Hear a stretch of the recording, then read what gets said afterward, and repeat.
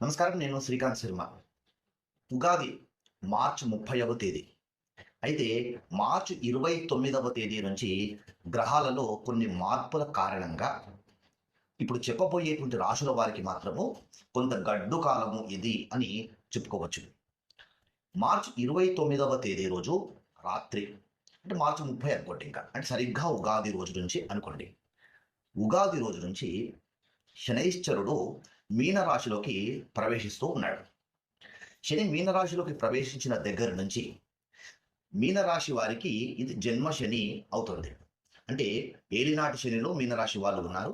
అంటే ఏలినాటి శనిలో ఉన్నటువంటి మీనరాశి వారికి ఇప్పుడు మార్చి 30వ తేదీ నుంచి ఇది జన్మ శని. ఇక మేషరాశి వారికి మార్చి 30వ తేదీ నుంచి ఏలినాటి శని ప్రారంభం అవుతుంది. ఇది 7.5 సంవత్సరాల పాటు ఉంటుంది మేషరాశి వారికి. ఇక కుంభరాశి వారికి ఏలినాటి శని చివరి దశ. అంటే ఇప్పుడు మార్చి 30వ తేదీ నుంచి 2.5 ఏళ్ల తర్వాత ఈ కుంభరాశి వారికి ఏలినాటి శని పూర్తిగా తొలగిపోతుంది. తర్వాత వచ్చేటువంటి శని వల్ల మంచి ఫలితాలు ఉంటాయి. అయితే కుంభము, మీనము, మేషము ఈ 3 రాశుల వారికి శని అనుకూలంగా లేడు. ఇంత మాత్రమే కాదు. ఇప్పుడు ఈ మార్చి 30వ తేదీ రోజు శనైశ్చరుడు మీనరాశిలోకి రావడం చేత అప్పటికే మీనరాశిలో ఉన్నటువంటి రాహువు కారణంగా శని రాహుల యొక్క ప్రభావం కారణం చేత పిశాచ యోగం ఏర్పడడం చేత ఈ 3 రాశుల వారికి ఇది క్లిష్టమైనటువంటి కాలం. అంతేనా అంటే అంతనే కాదు. ఇప్పుడు మార్చి 30వ తేదీ నుంచి షష్టగ్రహ కూటమి అనేది నడుస్తూ ఉంటుంది. షష్టగ్రహ కూటమి కారణంగా కూడా ఈ 3 రాశుల వారికి ఇది అనుకూలమైన సమయం కాదు.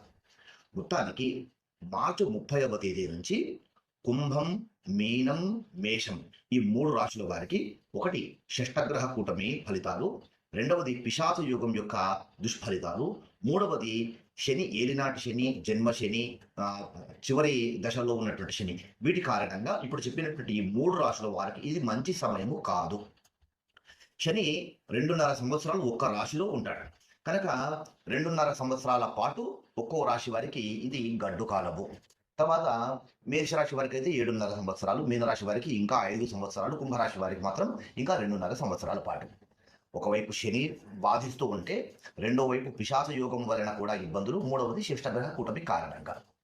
అయితే ఎప్పటి వరకు ఉంటుంది ఇప్పుడు చెప్పినటువంటి ఈ శిష్టగ్రహ కూటమి యొక్క ఫలితాలు, తర్వాత పిశాచ యోగం యొక్క ఫలితాలు అంటే ఏప్రిల్ 13వ తేదీ వరకు శిష్టగ్రహ కూటమి, తర్వాత మే 19 వరకు పిశాచ యోగము అనేటువంటిది. వీటి ఫలితాలు ఈ 3 రాశులపైన అధికంగా ఉంటుంది కనుక